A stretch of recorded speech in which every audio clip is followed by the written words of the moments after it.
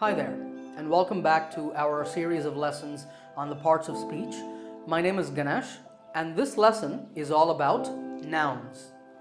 In this lesson, we will learn about the different kinds of nouns there are in English, and we will also look at some rules to keep in mind when using them. We will first talk about concrete and abstract nouns, and then we'll look at common and proper nouns, which are a very important area.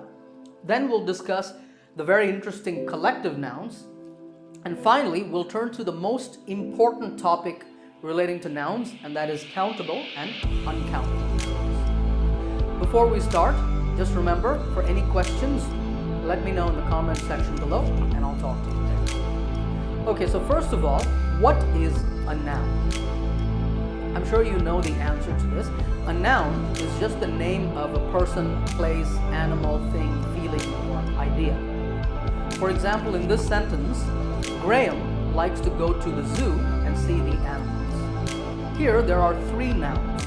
Can you identify all of them? The nouns are Graham, a person, zoo, a place, and animals. Nouns can also be things like watch, t-shirt, etc.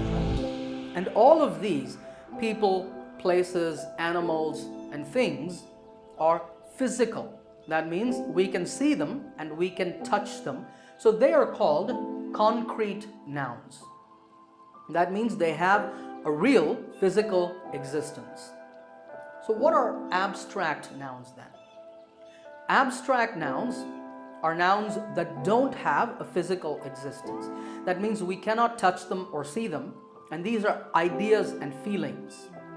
Now in this sentence, honesty is the best policy. It's a very popular proverb in English. Have you heard of that?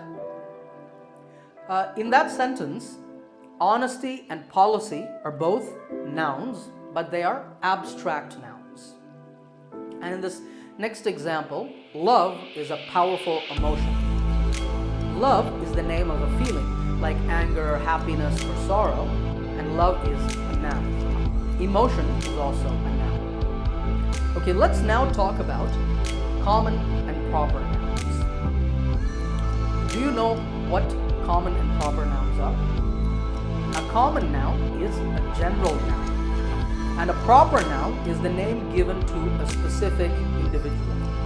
For example, in this chart, all the nouns on the left are common nouns, and all the nouns on the right are proper nouns. For example, man is a common noun because it can mean any man.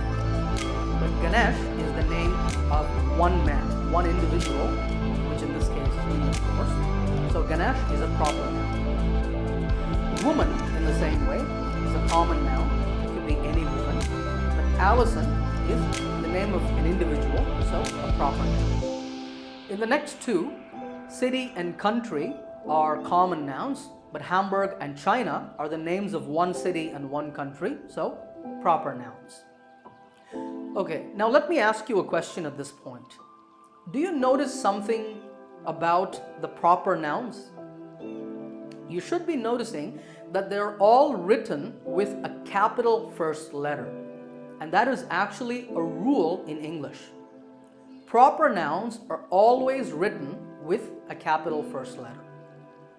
In university, for example, when we talk about universities in general, we use it as a common noun. So the whole word is written in lowercase. That means in small letters. But when we're talking about a specific university, like the University of Chicago, notice that both the U in university and the C in Chicago are capitals. That's because it's a proper noun that refers to one specific university. Okay, there are more examples on the screen, but I want you to focus on the last two, day and month. With the days of the week, Sunday, Monday, Tuesday, Wednesday, Thursday, Friday, Saturday, we always write them with the first letter capitalized because they are proper nouns. And it's the same thing for months as well. From January to December, all months are written with a capital first letter. So please don't forget this rule. Proper nouns are always capitalized or always written with the first letter capitalized. Okay, let's now turn to the really interesting collective nouns. Collective means something like collection. And a collective noun is the name given to a group of people, animals, places, or things. I say that these are interesting because there are a lot of collective nouns in English and they can be very interesting to learn. Let's look at some common examples. A group of players is called a team. A team is a collective noun and it means a group of players, or it could even mean a group of workers in a company. Actually, there's another word for a group of workers or employees. Can you guess that word? That word is staff. In the same way, on the screen I have some more examples, but I want you to guess the collective nouns before I show them to you. What do we call a group of students? A group of students is a class. What about a group of criminals? A gang. A group of soldiers is an army. What about a group of onlookers? Onlookers means, let's say there's been an accident on the road, like there's been a car crash. Onlookers are the people that stand around the scene and they want to see what's happening. So what do you call a group of onlookers? We call them a crowd. Did you get that one? There are also collective nouns for animals. For example, a group of wolves is called a pack. And wolves are very dangerous when they're in a pack. A group of bees is called a swarm. If you ever see a swarm of bees coming towards you, please run because they can sting really hard and it hurts very, very bad. Okay? Alright. There are also collective nouns for things. Like if I have 5 or 6 keys in my hand, do you know what we call that? We call it a bunch of keys. What about 2 shoes? A pair.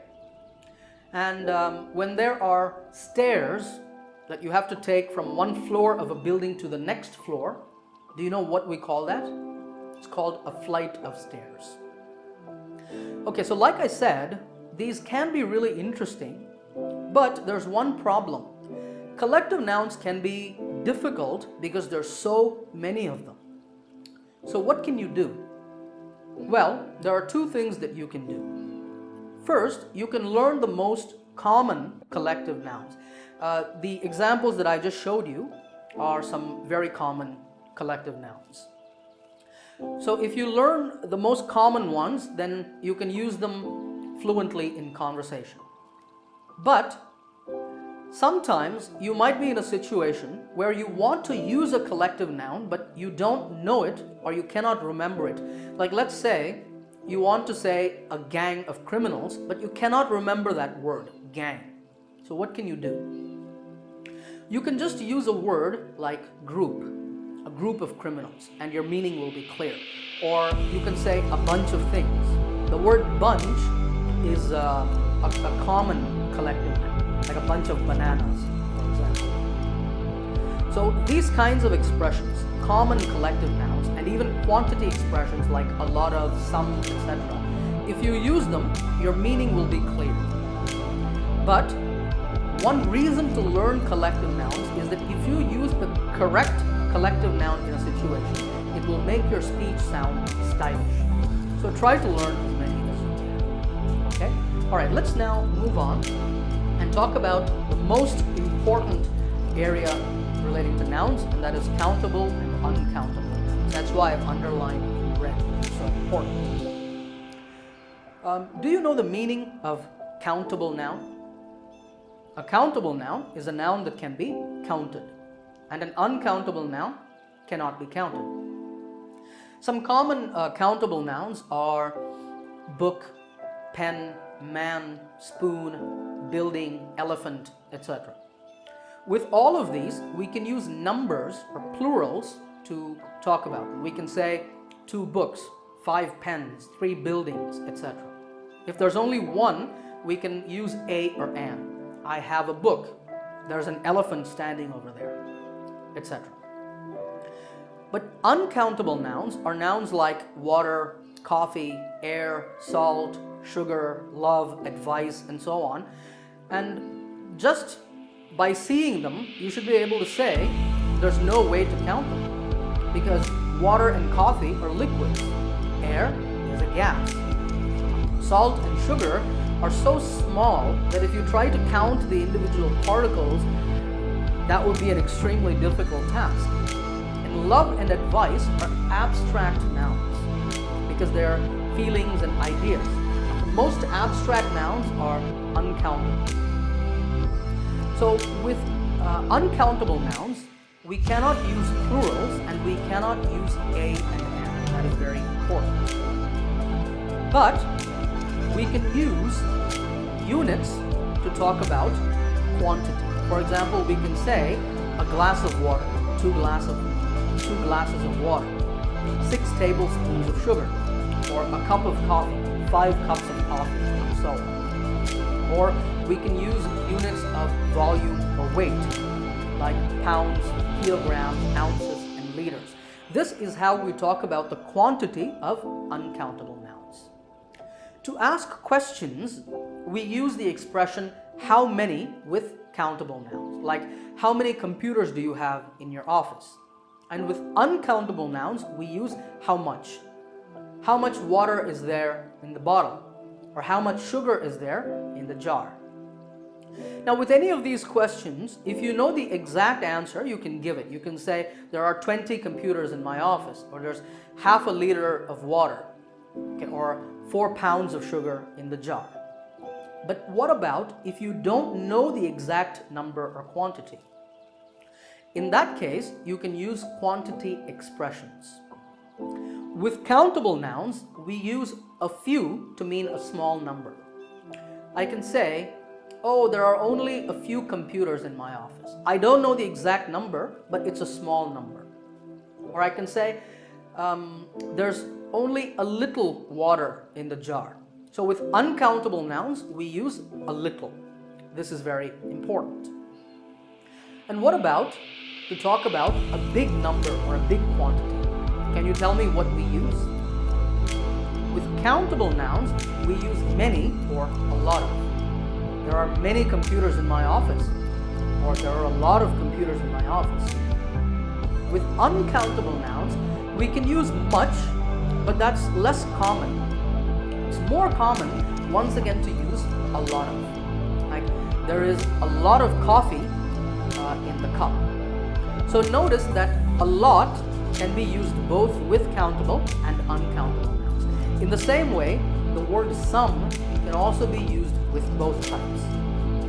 For example, some computers in my office don't work. That's some number, but I don't want to say the number, or I don't know the number. In the same way, we can say there's some tea left in the glass. Some tea is some quantity, but I don't know the quantity. So with both countable and uncountable nouns, we can use a lot of and some. Okay, now I want to tell you about an area where a lot of students make mistakes, so pay close attention. And this is when we want to make comparisons.